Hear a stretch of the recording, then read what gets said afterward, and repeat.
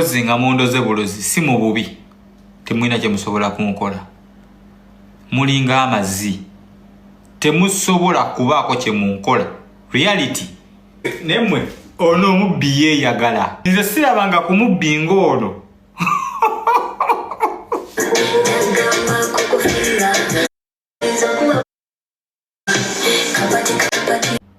bwe mba mwagala bintuuzaamu mujja bintuuzaamu and I'm very serious in this. Company Skypins yalwanyisibwa okuva olunaku lwe yatandika. Bagayamu mweyita mukolamu office of the president. Abakolamu office of the president nyongera obategeeza nti mulinga amazzi lwa nsonga. Bwe mba mukolamu office of the kati oli ajja kujja ng'alongoosa na bimuli mu State House n'agamba mbu nze nkola mu State House. Nnyoka amataka emirundi 10 mwaga eriko n'akatonyeze. Aha, yali omugagga Don Chris, omusajja oyo nali yako ku mitwalo gya 5 ku Skypins. Emabega awo yadduka mu ggwanga oluvannyuma lw'amawulire agaali gafulumye, yali awuutanyiza ssente z'abaana be yali asuubiza okutwala e Bulaaya. Era twagenda okuddamu okumwekanga ng'eggwanga yali fulumye, twaddamu okumulaba ng'ali mu mawanga awo ag'omu Bulaaya awo. Era ng'abeera ku live ng'awanda omuliro n'ebifaanaganako bwe bityo. Wabula olunaku olwaleero tukeeredde ku kifaananyi ekiraga nti omukulu ono wadde nga yali awanda ebigambo era n'atukakasa nti yali ayiseemu etwali tetulina waakumujja, kirabika emabega kaawe ekyeyo oba okwekweka kwamulemerera n'agamba bannange awannyo weewaawo kanzire okwaboobwe ate ntetenkanye. Naye awo nno intelligence y'abannaffe ab'ebyokwerinda yandibanga we yamulabira era okukkakkana ng'etandise okumutambulirako mpola mpola. Ekiro kikeseza olunaku olwaleero amawulire ge tufunye Don Chris akwatibwa mu bitundu eby'Entebbe era nga ssaawa zino akyakuumirwa abadde akyakuumirwa mu bitundu eby'Emunyonyo era ng'awo waakyali maybe nga bwe bakyagenda mu maaso okuba nga ate balinda okwekebejja emisango egiyinza okuba nga gimuggulwako, naddala okuli okubba ssente z'Abannayuganda ate ssaako n'okutambuza abantu nga talina layisinsi, kubanga onaakijjukira nti nno mu kaseera nga bino byonna ebyali bizze byali bigenda mu maaso, poliisi yavaayo n'etugamba nti yali talina lukusa lumukkiriza kutambuza bantu kubanoonyeza mirimu. Omanyi abantu babuzaabuzibwa wakati wa company tours and travel company ezitambuza abantu okugenda okubalambuza ne bakiyita recruitment companies ezinoonyeza abantu emirimu. Layisinsi ya recruitment nzibumukko bw'ogigeraganya ne layisinsi ya tours and travel. Kati abantu bangi nnyo beekweka mu tours and travel ate nga balanga kufunira abantu mirimu. Kakati abantu bamala okubbibwa we bakitegeera nti ne yali alanga nti ajja bafunira emirimu ate yali talina na layisinsi emukkiriza kunoonyeza abantu mirimu. Ebyo bimu ku ebyo tusuubira bigenda okuba nga ate bimuggulwako. Mu kiseera olunaku olwaleero tulina ebintu bingi nnyo. Honorable Robert Kyagulanyi Ssentamu akola ekibiina kya National Unity Platform avuddeyo na endoosinga Ambassador Olala Otunu, wabula ekiri mu comment section oyinza okugamba nti for the very first time abamu ku bantu be bavuddeyo okubeera ng'ate bamuwakanya. Naye kino agenza okuvaayo okukikola nga watandise okufubutukayo amaloboozi agagamba nti nno abantu abawakanya endorsement ya Ambassador Olala Otunu Abaganda abatamwagaliza. Jjukira Abaganda n'abantu b'omu mambuka balina rift eyo naddala eyava mu mulembe gwa Dr. Apollo Milton Obote. Oluvannyuma Dr. Milton Obote okumwambulako gavumenti ya Sir Edward Muteesa n'agenda mu buwaŋŋanguse era nga n'Abaganda balumiriza nti era ne mu buwaŋŋanguse yamulumbayo okukkakkana ng'amumezezza omusu. Kakati ebbanga eryo wabaddengawo okusikagana omuguwa to one extent nti n'Abaganda baagaana Obote okuyisa omubiri gwe mu Buganda. Ebyo kakati buli ssaawa wabaawo akasipaakinga, wabawo abantu ab'enjawulo abayita awo okwagala okubajjukiza nti bano tebatwagala batukola bwe bati, bano tebatwagala batukola bwe bati. Yes, nze nga wendi tiimu beekube nkyagenda mu maaso okubeera nga ate mbawa update ku bannaffe abapya abali mu kwekuba mu kibuga wano, omukono omukoddomi abakyagenda mu maaso okubeera nga beekuba, tugenda bba nga tubawaako ku update. Olunaku olw'ejjo update ku byabadde mu musango wa Dr. Akiriza Besigye, amawulire mangi, budde bwe bunaatusalako naye nga tugenda bba nga byonna tubibawa.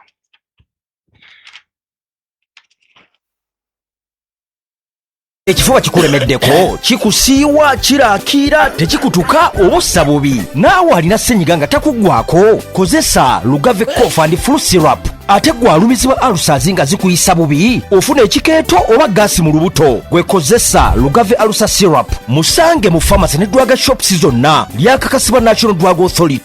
Millennial Logistics and Outsourcing be bannoga omusuubuzi ali e Uganda ng'oyagala okutumya emmaali okuva e China ekutuukeko ku mulyango. Aba Millennial Logistics and Outsourcing bakuguliza emmaali okuva e China nga ne bw'oba oyagala kugula butereevu okuva ku kkolero gw'oyogera bwogezi ky'oyagala nga bo banyeenya ngobero. Emmaali ne bw'eba ejjira ku nnyonyi oba ku mazzi bo bagitikka ate nno ne bagituusa nga nnamba ne bakwewaza okuyombera enkolo. Bano bw'obakwasa emmaali yo oba obakwasizza kibyago serengeta mu Nkulubagga kubanga ekuumwa bulungi okuva gy'eva okutuuka gy'eraga. Ennamba z'essimu zino bw'ozikoonako onooba weewonyezza embeera ya kirazamwoyo ng'ebbwa eridda mu nkovu.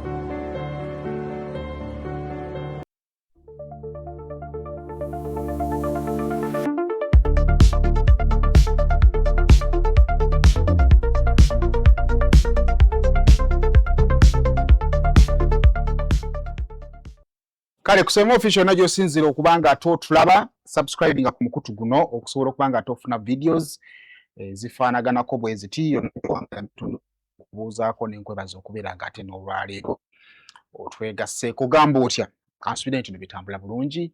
Njagala okubaza team like the video bali mugere maaso kubanga ate mlikinga videos abatafuna notification tukebereka wakati wa ssaawa 5 n'omusanvu tubawo na upload tuba tutaddeyo nga tubawo amawulire gonna gaba gatambudde mu lunaku.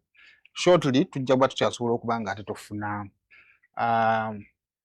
notification zijja kuddamu okubeera nga zijja as long as subscribe. Naye gwenga omulabi waffe of course okeberayokko bw'oba ofunye notification ejja kujja, bw'oba ofunye recommendation ejja kuba nga ate okisanga okulaba nga ate ogobera. Naye nga njagala kubibaza abatulaba mwebale nnyo mwebalire ddala.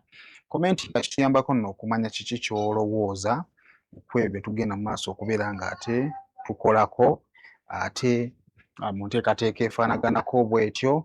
Subscribinga oba tosubscribinganga ku channel eno nakyo kituyambako okuweza abantu abangi wano bwe tuli.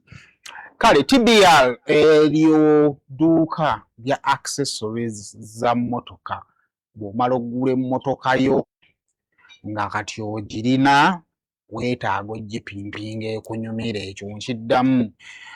Tokoma ku kugula mmotoka gipimpinge naawe ogivuge ng'ogiwulira. Kakati gwe buli kolowoozaako k'oteeka mu mmotoka n'ogikyusa. Oba ogenda kugula emmotoka oba oyagala ogikupiipingira jangu. Ate bw'okola ebintu ebingi tusobola n'okuwa bonus. Bane muteeke alarm mu mmotoka, muteeke tracker mu mmotoka zammwe. What else? Alarm trackers ezo muziteeke mu mmotoka, mujje muteekemu tinti mu mmotoka zammwe ezo n'ebintu ebirala bingi nnyo. Bampa abangamba bakyusa n'emmotoka omwaka, osobola okuba ng'okyalina emmotoka yo ng'eri ku mwaka mukadde naye ng'ekyalinamu yingini na buli kimu kiramu. Kakati ojja ne tugikyusa mu maaso wano nerabika ng'ey'omwaka omulala. Tubikola tuli wabba kuli awo, tukuli ku namba yaffe ey'essimu ebisinga nga tobitegeera. Kale bannaffe Airtel okutegeeza nti nno tulina spin and win. Spin and win muzannyo weeguli okusobola okumakinga sure nti owangula kasente ku 2,000 zokka bwe ziti. Osobola ddala okuba nga ate owangula ebirabo tobimanyi muwendo. Kakati ky'ogenda okuba ng'okola, teeka 2,000 ku ssimu yo, teeka Airtel app ku ssimu yo, otandika okuzannya. Oyinza okuvaawo ne ssente, oyinza okuvaawo ne airtime, oyinza okuvaawo n'ebirabo n'ebintu ebirala bingi nnyo bye tulina yosobola okuba nga ate owangula ng'oli wamu na bannaffe aba Airtel. Okategedde bulungi. Resma Beddings batunda bya mu kisenge, ogenda basanga Kasubi bw'otuuka ku bitaala bw'oti ng'agenda Namungo we tuli. Tukubiriza gwe wenna ayagala okukyusa ekisenge ekyo kirabike bulungi, come to us tulabe engeri tusobola okuba nga ate tukuyambamu ekintu okuba nga ate kikyuka kulabika kirabike bulungi. Tukyalina enkola yaffe eri ogulawo akawunti n'oteekako sente zo mpolampola n'osonda mpolampola, then bwe ziggwayo n'ojja n'onoona ebintu byo n'ogenda ate ne weeyagala. Kale tutandise nno olwaleero, tugenda kutandikira ku President wa National Unity Platform Robert Kyagulanyi Ssentamu. Kakati Honorable Kyagulanyi olwaleero avudde, kakati tugenda osooka okutandikira. Waliwo akalulu akagenda mu maaso ak'okulonda Secretary General wa UN. Era Uganda erinamu candidate Ambassador Olala Otunu, oyo yali yeesimbyewo kuba president ng'ali ku kaadi ya UPC. Mu kwawukanako ku bacandidates abalimu, Ambassador Olala Otunu yayingira leeti. Era survey gye baakola eyasooka, Ambassador Olala Otunu yali akola bubi.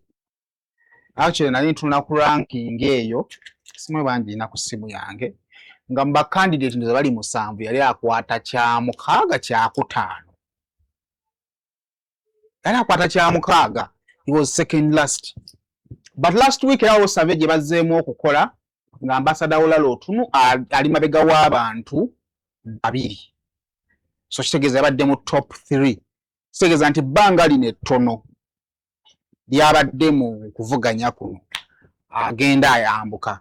Kakati Ambassador Olala Otunu oyo President Yoweri Museveni yamwendoosinga okwesimbawo, bw'amwendoosinga n'amuwa eyaliko Ssaabaminisita Dr. Ruhakana Rugunda okubeera nga oyinza kiyita campaign manager mu bigambo ebyangungu, era ne batambula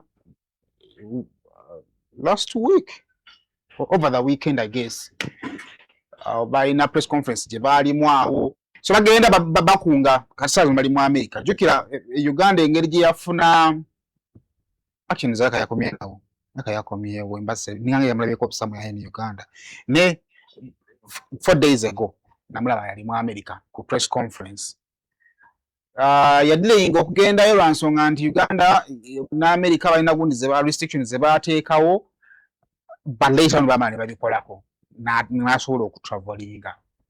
Kakati social media badde ezzeeko a faction or a group of people naddala okuyita abaana ab'enkyukakyuka nga batandise okufulumya obubaka oba oyinza okuba nti nno obuddi campaigninga candidature ya Olala Otunu, era ng'abantu abasinga beesigama fact nti President Yoweri Museveni yamwendoosa, era ng'abantu bagamba omuntu ali endorsed by the dictator tasobola kulwanisa dictatorship kubanga abaali atambulira endorsement ye. Omuntu oyo aba alina ensonga mu byayogerako, naye nga sinnagenda mu bubaka bwa Honorable Kyagulanyi, ndowooza there is some things we need to understand. Ekisooka, this is not the first time Ambassador Olala Otunu ng'ayagala okwesimbawo on the same position, kubanga Ambassador Olala Otunu yali mu UN 20 years ago, era you will be surprised baba nga badde paying attention ku bimu. Mu mwaka ogwa 1998 paka mwaka wa 2005 Ambassador Olala Otunu yali Under Secretary General and Special Representative for Children and Armed Conflicts mu UN. Ne bakugamba nti nno mu 1998 paka 1998 yali Uganda's permanent representative to the United Nations. Mu 1990 paka 1998 yali the president of the International Peace Academy. Kitegeeza nti no ambassador Otunu okubeera mu UN mu mwaka gwa 2005 bwe yavaayo. Era bwe yavaayo I'm not so sure banga ki namaana ayagala okwesimbawo mu UN. Naye jjukira bagali okujja okwesimbawo mu UN ng'abadde yakamala okuvuganya President Museveni n'agaana omwendo osinga. Kakati, it is very important to understand this. Bw'ogenda mu procedures candidate mwayita okwendoosinga bagamba a candidate for United Nations Secretary General must be officially nominated and endorsed by their own UN member state. The nomination process, member state action puts forward a candidate through an official nomination letter sent to the President, to the Security Council, and the President of the General Assembly. For instance, Uganda officially endorsed and nominated veteran diplomat Olala Otunu, nebakugamba n'aligina wayo Raphael Gross n'abalala. Kitegeeza ki? United Nations ekisooka ng'onaagenda okugikulembera bangagambira candidate. Eggwanga ly'ovaamu lirina okubeera member state. Eggwanga ly'ovaamu libeera president oba bwe kibatwalanga government alina okukwendoosinga ya okuwandiika ebbaluwa ng'agiwandiikira security.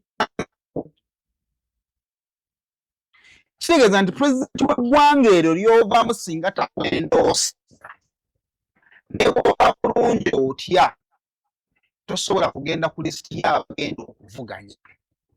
Kikyengeza okutegeeza nti Olala Otunu maze okuwulira CV gy'alina nti UN is not new to him.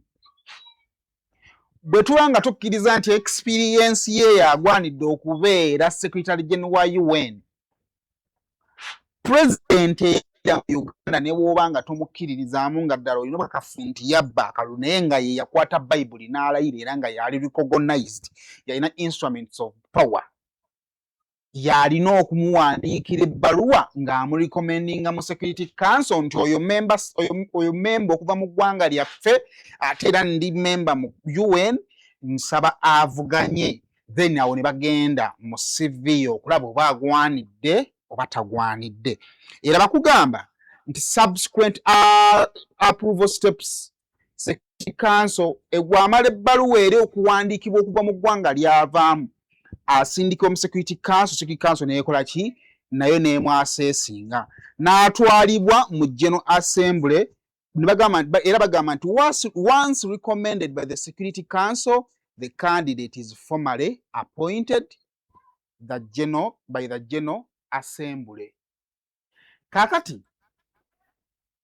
yenna woba obadde eyo nga campaigning process yo ebadde etambulira ku the fact that Olala Otunu ali nominated by President Museveni, you are choosing him wrongly. Lwaki? Nti President Museveni wa government ya Uganda yeyina omunominatinga, because without that letter he can't get that nomination. However, waliwo ebintu bingi ebijja nga mufunye Secretary General no. Mu Africa, there was the recent goyinza okwogerako Secretary General gwe twali tufunye yali Kofi Annan eyali ava mu ggwanga lya Ghana. Naye era bw'otunuulira the level at which Ghana kwetambulira mu democracy, oyinza obutagigeraageranya n'amawanga agawerako wano mu Africa. Ghana weba si yeekulembedde yinza okubeera mu mawanga asatu agakulembedde mu democracy wano mu Africa.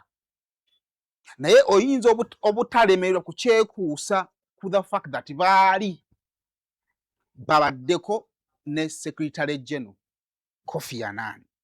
So ekyo kiri awo era njagala kulowooza nti eyo ng'omukulembeze ow'ekibiina, ng'omukulembeze ayagala obukulembeze obw'eggwanga Uganda kwasinzidde n'agamba nti no, Olala Otunu has the experience, Olala Otunu has what it takes okubeera Secretary General wa UN, okusobola okugenda mu Security Council kunominating badde yeetaaga ebbaluwa ya president. That cannot stop me from siding on his side oba okusiding with him. Era ku nsonga eyo Honorable Kyagulanyi n'avaayo n'agenda ku mukutu gwe ogwa X okuteekayo obubaka obu-endorsinga era ensonga ze azoogedde nga n'ezammwe abawakana mweziri. Agambye bw'ati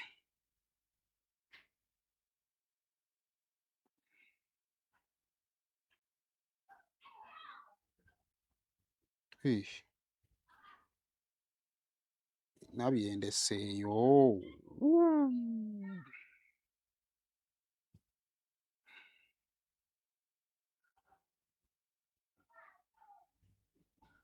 Agambye, as a Ugandan, it fills me with pride to see an illustrious son of our nation carry a lifetime of global service, a fierce commitment to the unvaluable and deep passion for justice to the world stage. For years, many of us have followed with great respect Ambassador Olala Otunu's incredible track record at the United Nations. His work championing human rights and protecting children in the armed conflicts is extremely and kind of leadership the global community desperately needs right now. True leadership is measured by integrity, vision, and unwavering dedication to peace and justice. We cannot forget the historical injustice when the Museveni regime vindictively denied him vindictively denied him an endorsement for this very position years ago. They blocked him for simply refusing to stay silent about the atrocities they were committing against our people. Perhaps if we had risen to that position at the time, the world would be fairer, more just, and more peaceful. Central to his vision is profound passion for genuine multilateral reform, where international institutions must evolve beyond mere areas of superpower politics to become true instruments of equity, accountability, and shared prosperity for all nations. I hear some citizens who are raising tough questions about why the regime has suddenly changed its mind to endorse him now. Your skepticism is understandable, given what the bloodthirsty regime is doing to our people. And I know Ambassador Otunu to be a man of deep humility who welcomes free speech and receives your concerns with grace. Ebintu bye mugenda maaso okubeera nga mwogerako Ambassador Olala Otunu abiraba era receiving Akiriza mu free speech mu nsi buli omu asobola okwogera kyayagala era abiwelkaminga mu mutima omulungi.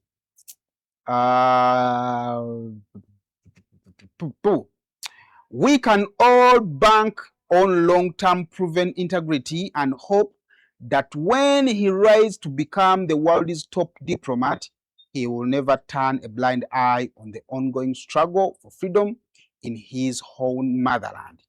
As he has consistently acknowledged, Uganda faces dark spots that need fixing. Ambassador Otunu has my full solidarity and prayer as he carries our collective aspirations for fairer world to the global stage. Obwo bwe bubaka bwa Robert Kyagulanyi Ssentamu ku kandecha ya Otunu. Now, ensonga endala ndowooza lwaki Honorable Kyagulanyi abadde alina okuvaayo. Nga tuli mu kalulu kano aka 2026, nze njagala kukkiriza nti Honorable Kyagulanyi mu 2021 alina bingi bye yalaba ebyamuchallenginga mu kalulu. Wadde nga mu kalulu ka 2021 yakola nnyo mu biri ku lupapula. Naye bw'otunulamu engeri gye yayanirizibwamu, Kyagulanyi yayanirizibwa Uganda ya balancinga, it balanced on how it welcomed Kyagulanyi mu bitundu byonna. And of course mu central ali welcome, mu eastern ali welcome. Okay, there is eastern of Busoga, Bugishu, Bugweri. Now there is the eastern of Soroti, Teso sub-region. Then northern Uganda, western Uganda. Ojja kutunulamu nti akalulu konna candidate bw'oba akawangula, oba ne kituyita strongholds, oba n'ebitundu gy'oli ow'amaanyi, era ebiseera ebisinga ebitundu ebyo bitera kuba gy'osibuka. Now, oba oyagala oba toyagala Kyagulanyi w'amaanyi mu central, because he comes from the central. And because tulina bye tusharinga bingi nnyo n'abantu from the eastern, naddala Abasoga w'amaanyi mu eastern, mu Busoga sub-region. Then w'amaanyi mu bitundu ebimu ebya Bugisu ne Bugweri, actually Bugweri is Busoga sub-region, because eastern region erina Busoga sub-region, then erina Elgon region, neba ne Teso. Kati oyinza okugamba nti no w'amaanyi Busoga sub-region, he shares with the government is Teso sub-region, then agoba Teso sub-region si w'amaanyi nnyo. Oyinza osanga nti no abo bagabana traits awamu ne ba northerners. Kakati n'ogenda mu western, nti western ya President Dr. Museveni w'amaanyi because gyava. Yes, opposition gyeri naye w'amaanyi kubanga gyava. N'abaagala opposition gye bali naye bayinza obutalugironda lwa nsonga nti factors ezibeetoolodde nti wano mu central abantu bangi abayinza okuba nga sometimes tebandyagadde kuwa kyabwe. Naye ku last day y'okusuula akalulu time n'agamba naye ono watuffe, ono ayogera olulimi lwentegeera, ono kino n'agamba kale kamuwe kubanga wange. Now those same factors ojja zisanga ne western gye zikola ki gye ziri. Kakati kitegeeza nti northern Uganda ne eastern ze zandibadde nga swinging regions. Northern Uganda ne eastern, yes, ze zandibadde nga swinging regions. Essaawa zino ba presidential candidates be tulina mwe balina okuzannyira okufuna obuwanguzi bwabwe. Kakati ekifuula gavumenti olumu ey'amaanyi okusinga ku bagivuganya nti capitalizinze ku by'obufuzi okweza northern Uganda. Essaawa zino buli muntu yenna bw'ajja ng'ava mu central, they will capitalize on the past. Obutakkaanya bw'Abaganda n'abantu okuva mu mambuka okubatunza ekifaananyi nti we are still the best option. Oba okategeera obujjukira ku migga egyali eggulu n'oddayo n'owuliriza omuwala oyo eyakulembera ekibinja ky'abakifeesa abaali bakuba abantu, ng'owulira ensonga zaabwe tazijja ku muntu buntu ono gwakuba emiggo naye ng'agijja kuva wala. Kati ebintu ebyo n'ekirowoozo nti Honorable Kyagulanyi bw'abadde ng'agenda atambuza ebyobufuzi bye n'akizuula nti buli bwe tuleka other people to take advantage of okwongera okugaziya oluwonko oluwo wakati w'abantu ba Central n'abantu okuva mu mambuka. It works at the advantage of the government. Kubanga bo buli gye mukoma okubaako kye mukola ne mubalabikanga ababasindika bongera kubakyawa. Bwe mugenda mu kalulu, government egenda okujja mu kalulu ng'olwedde erina support y'abantu baayo okuva mu west ng'erina n'abantu baayo okuva mu north. Kitegeeza erina 2 regions. Kati gweolina 1 region which is central region, ate eastern region mugigabana, government neetwalako nayo neetwalako. Okuwangula akalulu kulimu ebintu bingi. Ne bwe tebakakuwadde naye ng'ate bw'okabba teri asobola kukulonkoma nti wano wakabbye. It is also an advantage. Kati nina ekirowoozo nti Kyagulanyi is fighting hard okuggyawo ensigo esigibwa okulaga nti Omuganda buli ow'engulu bw'ajja yaamuwakanya buwakanya. Tugende ku posti ya Odongoto.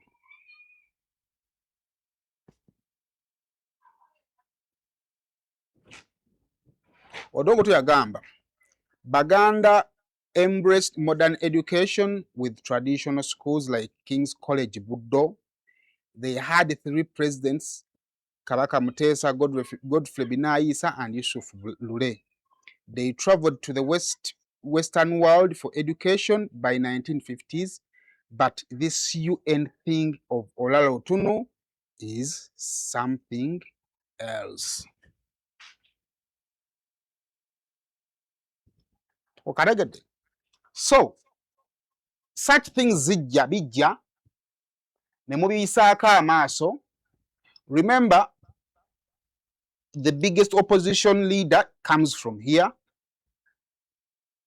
Now, Olala Otunu is endorsed by the president. Kitegeeza nti the ruling government eraza abantu b'omu mambuka nti tubaagaliza. Kati because of politics, mwe muvuddeyo mubakubye.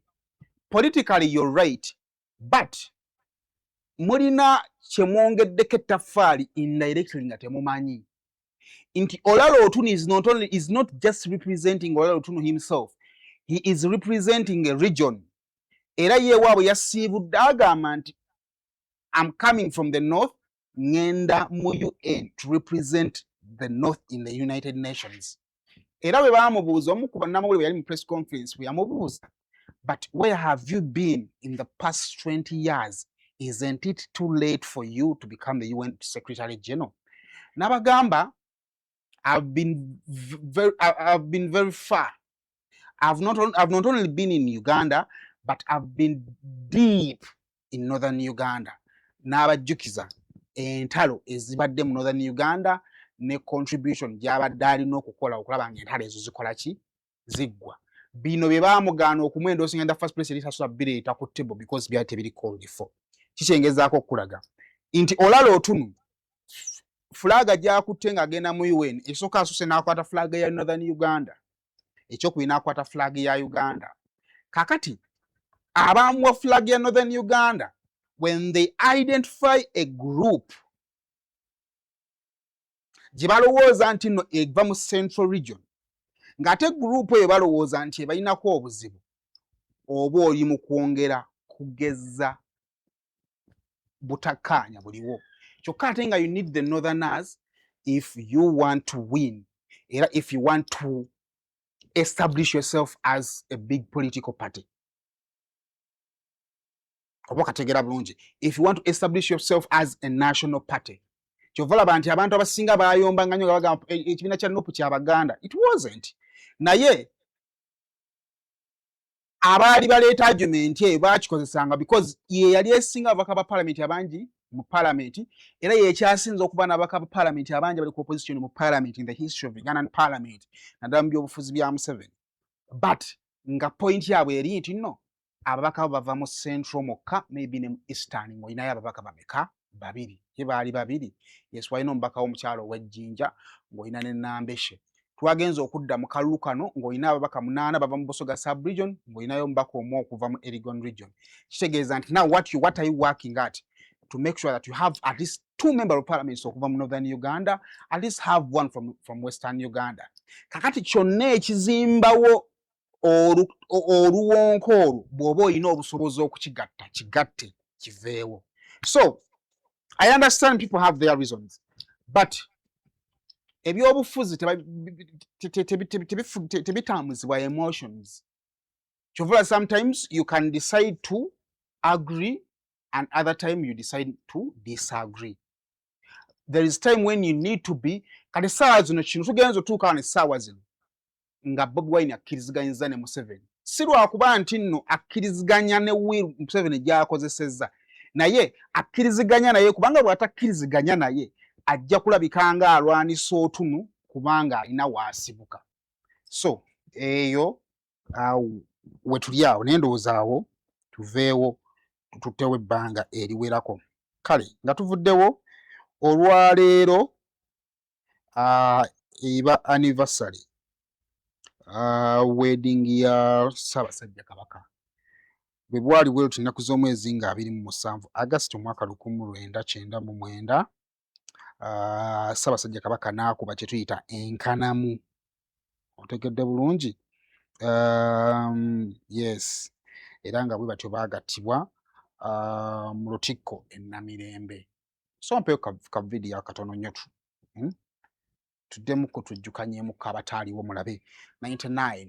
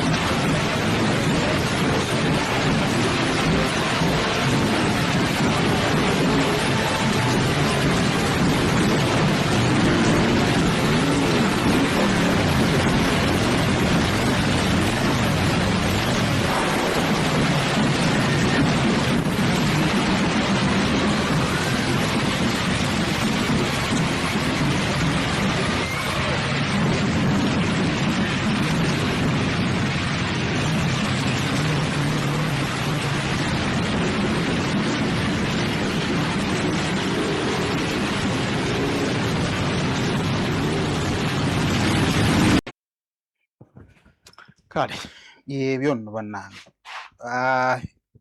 wangaala Ssaabasajja Kabaka. Kale kakati omugagga wamwe Don Chris okusinziira kati kugafuluma gaakaaba gaakomba. Don Chris oyo yawuutanya ssente z'abaana munnanga baali baagala okugenda ebweru. Manyi Uganda eno abantu mwebali naye buli omu alwana kulaba nga asulutereeza obuki obulamu bwe. So kakati buli muntu wawulira nti wano balanga adduka. Kati Skype eyo bwe yajja yalimu abantu bangi nnyo era abantu bangi ne bagyesiga nga balowooza nti oba oli awo yenna asobola okubatuusa mu nsi ensuubize, naye twagenda okumaliriza nga bangi bakaaba. Era bw'amaliriza okudduka mu ggwanga twalaba awo abantu abangi abaavaayo nga beekubira omulanga nti omusajja yali akoze ekyabanyaguludde. So pe ku mboozi gye twakola y'abantu abaali bakaaba. Abantu abaleka ssente zaabwe abaana b'abantu ababonaabona Pulezidenti Museveni olulidde waddala. Twagala bwenkanya bannange, twagala bwenkanya maama Fiina, mutuyambe, muyambe obulamu bwange, muyambe abaana b'abantu bano sebabbi bakola enkuba n'ebakuba. Bamukutte yanziba yanfera nga yeerimbika mu linnya lya gavumenti mu kampuni ya muwoozi n'ayitira mu TV ze twesige nnyo nembeesiga n'entunda byange byonna bye nalina neneewola mu banka bulanka yange Black Manja neneewola buli wamu wonna wonna. Alya ssente zange eza Interpol risiiti yiine emitwalo 15. Nze muntu gwe yavumye mu butambi gw'abadde ng'avuma Doni Kulisi ampe ssente zange ya miliyoni 9 ampe ssente zange yagamba addiza rifandi. Polisi zinnoonya nkubibwa buli nnaku amasimu agasukka mu kati n'essimu ngijjeeko nazizza musango okubanja ssente zange Museveni ez'omwana wange miliyoni 5 eza Uganda nazimuwa mu cash naziwa omuwala gwe bayita Sharon omweru. Nze mutabani wange tebamulabangako bazzeemu okumulaba nga tuze tukole refund leeta kitende era olunaku olwo neekalakaasa nga nyambadde green bannange njagala buyambi. Ntambuza gwa kusatu nagendayo mu 2023 na guno gwa kasigenda nga Canada. Company balaga nti bamaanyi kwegamba tetuba papya emyaka ebiri nongamba nti sikupapya nga nakuwa ssente zange miliyoni 5 nga ne balance onkubira essimu nti leeta balance miliyoni 5. Agreement yaabwe gye nnyina ya myezi 6 nga siri mu Uganda. Ninde nkole na guno gwakandi mu Uganda. Don Chris nagendawo face to face nagana n'okuddamu okwogera ne manager n'okwogera n'omuntu yenna okujjako Chris. President Museveni bagamba company yose tuyambe bweba yiyo tuyambe tuli balonzi bo bano bola bano tuli balonzi bo wajje Gomba nze nva Gomba twabalamu nga ziri 400 millions 400 million nga tuzimubalidde era nga ye agamba ali lwedde okusasula kumba abayinga time kudduka baloya be nga tutuula nabo kubanga nze ndi omu ku ba group leader nga baloya be tutuula nabo ku CPS oyo mami ono gundi naye abaddeko nga group leader nange nga bwe batuyita idea abaddeko nga buli bwe batuyita tugendawo musege kulwokutaano bwe baali balina otusasula ssente zaffe buli mwana full amount eri gwe aweddemu essuubi obutuuze bubuganye okoze ku mpapula emyaka n'ebisiibo olemereddwa onoonyezza emirimu giganye n'empapula ze ez'obuyigirize zinaatera okumerako empumbu neegattaako mu kunoonya mukama nannyini myoyo egy'omu mazzi ofuuke ow'eddembe ng'abaana b'abantu amaka agaweddemu essanyu n'eddembe osuubiziddwa ensi n'eggulu endwadde zijjudde mmaka neegattaako mu kwegayirira oyo nannyini myoyo gy'ensozi ensolo n'amazzi nze omukadde oluleeba nooti 789 12 17 11 nooti 789 12 17 11 oyo ali waggulu ennyo nannyini myoyo gyonna akeeri emibiri gyonna yoyo nno Don Chris wammwe kakati mukulu ono amanyiddwa nga Christian Asiimwe era nga eya Don Chris likola ssente kakati munajjukira nti nno omukulu ono yadduka mu Uganda oluvannyuma lw'okufuzaawo ssente z'abaana nga muziwulidde kakati Ekiro ekikeesezza olunaku olwaleero okusinziira ku reports kigambibwa nti nno yayingira mu ggwanga ng'ateesezza amannya ne paasipooti ne yeesogga eggwanga. Ndowooza ye bwe yali yeesogga teyamanya nti waliwo abaali agenda mu maaso okubeera ng'ate bamulaba. Era okusinziira ku kiriwo kigambibwa nti nno bwe yakomawo n'agenda mbwe wa jjajjaawe, n'agenda eyo ne yeekukuma eyo. Kaakati eno gigambibwa nti nno gye baamukukunudde okukakkana nga bamufunye era nga bigambibwa nti ali ku poliisi e Munyonyo. Kaakati ono nno abantu abasukka mu muwendo ogw'350 bamubanja ssente ziri wakati wa miliyoni 5 ne biliyoni 1 era nga ssente ezo yazibaferera mu kampani ya Sky Pins Tours and Travel. Oba kategedde bulungi. So tugenda kubanga tulinda tulabe, tugenda kubanga tulaba ate ebice bigenda okubanga biddako. Bw'abanga yakwatiddwa agenda kubanga avunaanwa misango ki, ebyo naye tugenda bbanga tubirinda, tujja bba tubibabuulira ate time yabyo ng'etuuse. Awo nawo nno muzikirize tuve. Olunaku olw'eggulo omusango gwa Dr. Kanokiza Besigye gwazzeemu, era omusango guno bwe gwazzeemu oludda oluwaabi lweyongedde okuba ng'ate luleeta obujulizi mwe lusinziira okubeera ng'ate lwagala okuba ng'ate luluma Dr. Kanokiza Besigye. Naye mu audios ezanjanyiddwa olunaku olw'eggulo mwabaddemu ebyewuunyisa. Ekisooka mu audio eddoboozi eryategeddwa oba eryagambiddwa nti lya Dr. Kanokiza Besigye. Besigye yawuliddwa ng'ategeeza Orlando bwe yali anyumya naye nti talina kweraliikirira olw'ensonga nti nno alina connection mu poliisi y'eggwanga. Era n'amunyumiza nti olunaku olumu yali ali mu house arrest, abasirikale ne bajja mu maka ge. Tebaali ba rankazaagulu, baali bajjuniyamu awo. N'abawa akatebe, obutebe wabweru ne batuula ne batandika okunyumya. Ebyo Dr. Besigye mbu yali abinyumiza Orlando. Kaakati mu kumwenyumiza ne bamutegeeza nti nno bo bazze kumulaga nti nno bali ku sayidi ye, era ne bamutegeeza nti nno obutali bumativu mu poliisi bu bunaku bweyongera era abantu bangi abali wiringa okuyimirira naye mu lutalo olw'okuleeta enkyukakyuka mu ggwanga Uganda. Kakati era mu musango ogwo gwe gumu actually era baali bakyakumiza mbu ne bafulira patre endala ng'ejja. Kati mu kupapaawo Dr. Kiza Besigye apapa agamba bano nti muyite wano ku gate mugende. Abasirikale bo bennyini bamugamba nti n'abo abajja bali ku sayidi yaffe. Mbu yabadde mu kkooti mu audios zaakoze ekizaafulumye.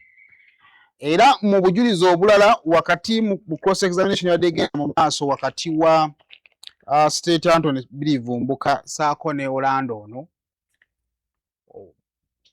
Orlando mbu yabuuza Dr. Kanokiza Besigye nti okay, ekyokutta Museveni oyagala tukikole naye Museveni gw'oyagala tutte tunaamusanga wa? Mbu Besigye n'abagamba nti Museveni asula nnyo e Kampala, tabeera nnyo Ntebe, era tuba tuli baakumutta. Tulina kumuttira Kampala. Era n'ategeeza nti nno bino byonna Besigye yali ayagala biteekebwe ku bannaffe aba ADF. Kaakati era nga mu nteekateeka yaabwe baali balina enteekateeka nti bwe bamala okutta Museveni, kankyogere nga bwe kiri kuba bye mu bujulizi, bwe bamala okutta Museveni mu Uganda wabeewo obwegugungo. Kaakati wakati mu bwegugungo obwo obuyinza bw'okutta oba responsibility y'okutta bagiteeke ku bannaffe aba ADF. Then Besigye akozesa omukisa ogwo n'abantu be baalinodde mu gavumenti asobole okubanga ate alya entebe. Ebyo yabadde mu kkooti olunaku olwaki olw'eggulo. So ebyo tujja kwongera okuba nga tubibawa okategedde bulungi awo nga tuvuddewo. Kaakati olutalo lw'okulwanisa enguzi nga lukyagenda mu maaso mu ggwanga Uganda. Bw'otunuulira nnyo ebigenda mu maaso osobola n'omutwe okukuluma n'ogamba naye bino ebigenda mu maaso tuli ku ki? Kaakati Minisita wa Works and Transport Fred Byamukama yabadde ali ku kkubo ly'e Nakawuka eryo lyerimu ku makubo agakyasinza okulwawo okuggwa, naye mabegako awo bwe yakola press conference yalaga nti ebimu ku biremeseza ekkubo eryo okugenda mu maaso ya ssente eza budgetingibwa okukola ekkubo, ssente za compensation zizikubisaamu emirundi 3. Bwe baba balanga ekkubo lirina okukolebwa billion tugambe 3.5, ssente za compensation zigenda mu almost trillion. Oba okategeera ezo ziri mu compensation. Kakati jjo yabadde alina okugenda ku ground okusobola okuba nga ate atunuulira okulaba biki ebiyinza okuba nga biremesezza ekkubo lino okuggwa. Eyo gye yagwiridde ku basajja nga baagula ettaka bamanyi nti walina okuba nga wayita ekkubo ne bazimbawo ebizimbe.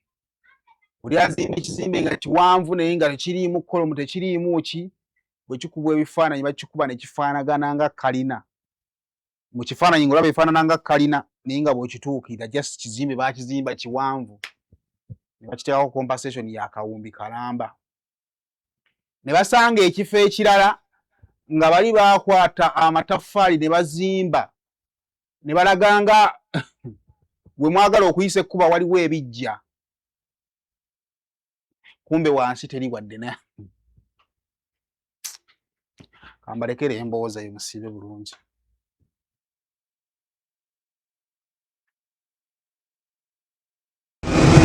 Enkya ya leero Minisita w'ebyenguudo Fred Byamukama alambudde oluguudo olukolebwa olw'Nateete Nakawuka okulaba omulimu we gutuuse. Eno abantu bamutegeezezza nga bwe baaweebwa obusente obutono mu ttaka lyabwe nga ku bano kuliko n'ababadde bataaliyirirwa.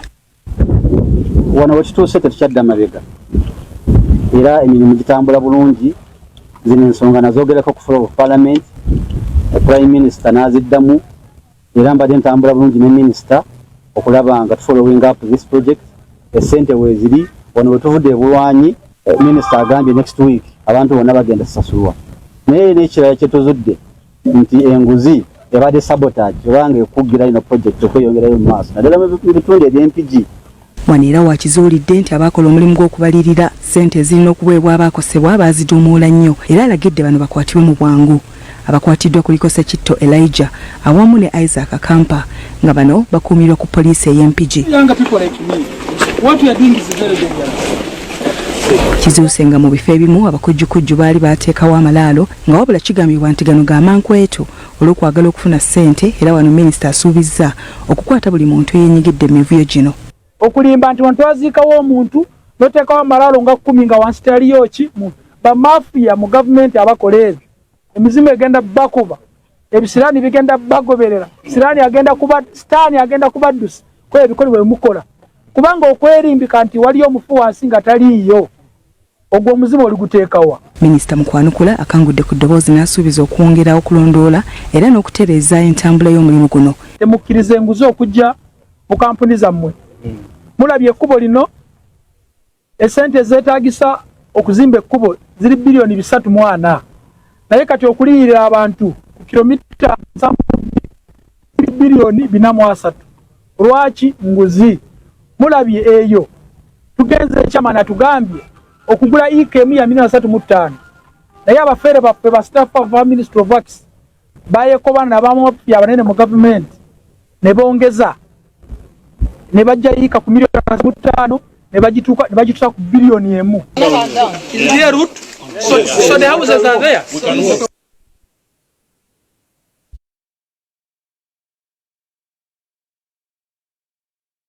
Wow.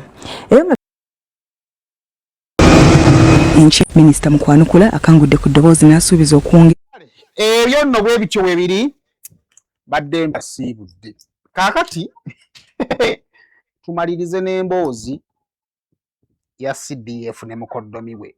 Emboozi eyo lwaki mugiwuliriza mulina okugenda mu maaso mu ggwanga. Bagamba kijja omanyi kinyaga bikola ki bitono. Egyo nadde emanyumiza emboozi ya Pasaid.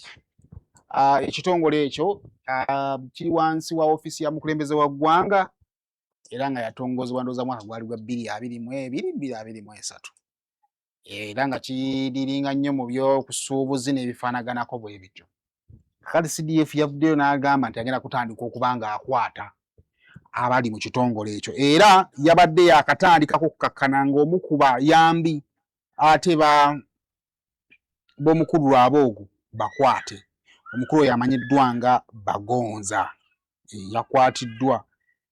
Ekifaananyi ekyo sajja yamukutte namulaga nga n'olubuto luli bweru onnange. Ebyobufuzi nno obivangako. Agala kufuna ekifaananyi ky'Abagonza wano. Eno tebaamugjeeyo olowooza. Bagonza alabika baamugjeeyo, omukulaka yamugjeeyo. Naye abadde amupositinze ng'amwambudde essaati ebbuto liri bweru naye kirabika akasimu kaamuyiseemu Bagonza n'akola ki n'amuggyayo.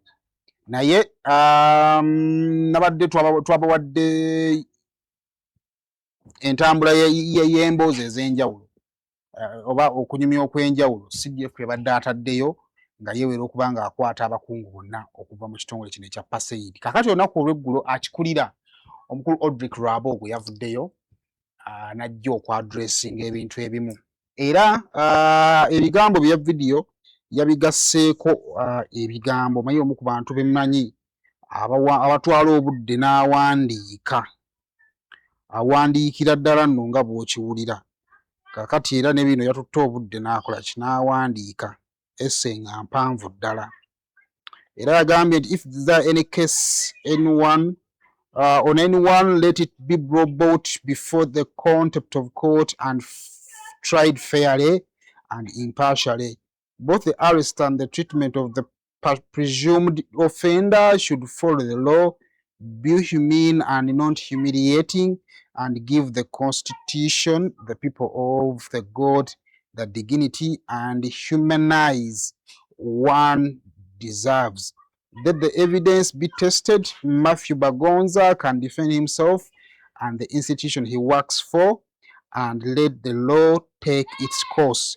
On the second matter, I want to be equally clear. Pasaid operations are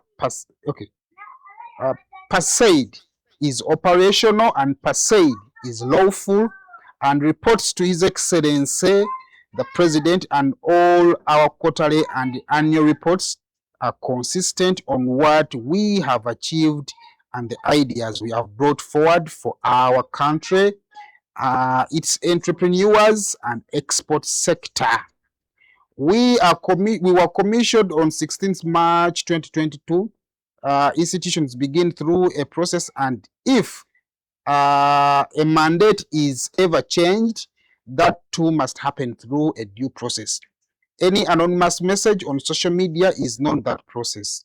We encourage all international partners, those who hold exports orders, our global trade representatives in several countries, our logistic partners, those financing value chains in the 13 products to have peace and keep all due activities as usual.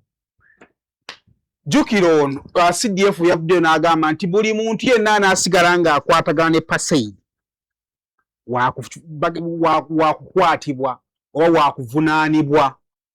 Ono avuddeyo agambye tewali yayimiriza ku Pasaid. Pasaid yakugenda mu maaso okukola emirimu gyayo. Era n'ategeeza nti newebanga mandeeti yayo yakugijjibwako, toyita ku social media okugiyimiriza, olina okuyita mu makubo amalambulukufu. Okusinziira ku Odrick agamba bwe yavuga n'agenda akantu ako kannyumidde nnyo. n'ofunamu obuzibu ng'ovuga buvuzi n'osanga omukulembeze w'eggwanga. Bwe yavuga n'agenda omukulembeze w'eggwanga n'amubuuza oba yali agawa oda eno, omukulembeze w'eggwanga yamutegeeza nti no, sibimanyiiko.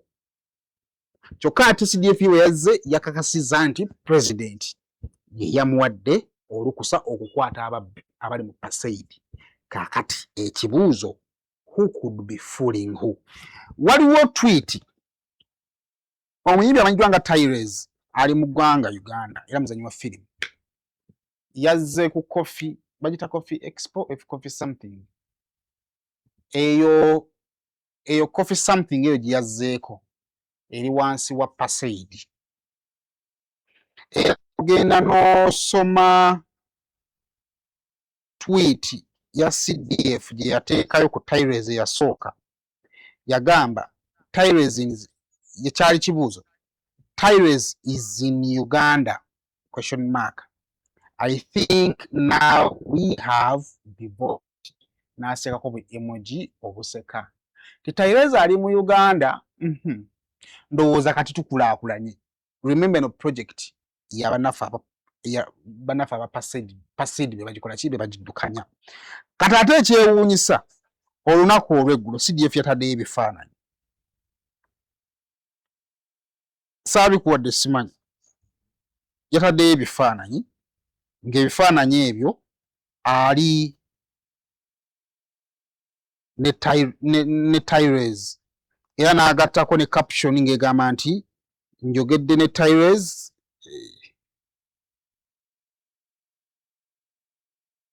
yegaseko ne caption yiino. That's not the one. N'agattako ne caption naye embuzi ono ng'alaga nti njogedde naye ne mugamba aleeteyo n'abantu abalala bangi mu ggwanga ki Uganda. Kaakati kitegeeza nti bano bo kye bakola ono kyawagira si kiwagira kye siriimu ki. Kale kambalekera emboozi ya Odrek, tujja kuddamu ate mu upload yaffe y'akawungeezi.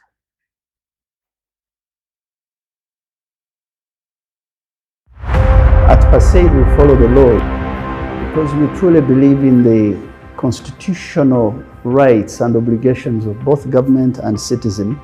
The record of President Museveni over the last 40 years is there is no arbitrary arrest. The arrest of one of our senior officers in the organization, I met the president and the president told me that he was not aware, given no order, of the arrest of this officer. Matthew came to me as a young man in 2010. He's been with me since then, and we know him as competent, honest, independent-minded, because everybody who works with me tends to be independent-minded. We saw social media communications that say Paseid is an illegal organization. It's not true. Paseid was commissioned on 16th of March 2022 with very specific mandate on open markets. We know what we do and we do it with all our heart. We put effort, we put emphasis, we put research, we put relationships. That mandate allows us to deal with markets, to stop blind trade. Markets regional, international. We've worked very hard in the last 2 years. You must have seen Minister for Agriculture presenting the Food Safety and Agriculture Organization law. We'll have now a Food Safety IGG very soon. It's Paseid that brings these ideas. The president who appointed us, who gave us a mandate on 16th of March 2022 and renewed it by locating us in the president's office on 25th of May of the same year, is the only one who can say you are no longer in operation. I asked him yesterday, he said, I have not issued an order of that nature. Paseid, go and work, go do your work. We're extremely transparent people. We don't hide what we do. We don't speak behind anybody's back. The services we deliver have not been delivered in 63 years of our independence, because to have a 360-degree approach to trade, which we know trade is war by other means, to to think of market and think of standard and think of infrastructure and think of funding. You don't find those things in one ministry. So what we do, we don't do it for human beings. We do it because we have another witness above human beings called God.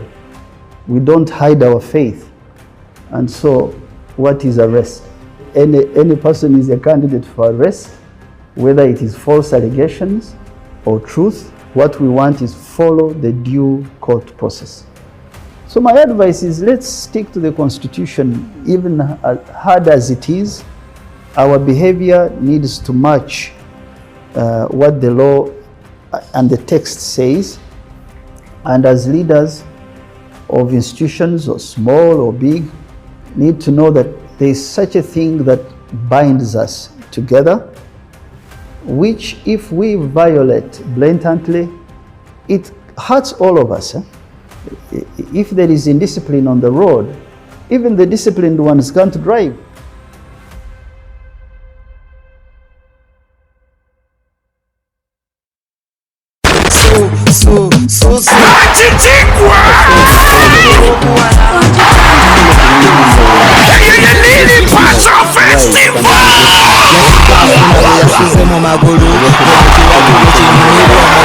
Abanyamusale n'abanyamukaka muko w'amawuno aguse n'omwana w'omukama etinamo kimanja ekitalya mwana kibeera kimanja muyinibase inembalala gatano septemba 2026 okuyingira omugendo gw'omutwalo vyepe emitwalo 2 golula emitwalo 5 ate mpuna namyaka 4 eminyeto gy'abanyankole gyona abayimbi b'omuka ayibambe mutaba w'ekitiribita linipaza lundabe okuba w'eshongororo kati ngambe tedikulangagulana yinibase inembalala gatano septemba 2026 yelinipazo festival. PASAID is an illegal organization. It's not true. PASAID was commissioned on 6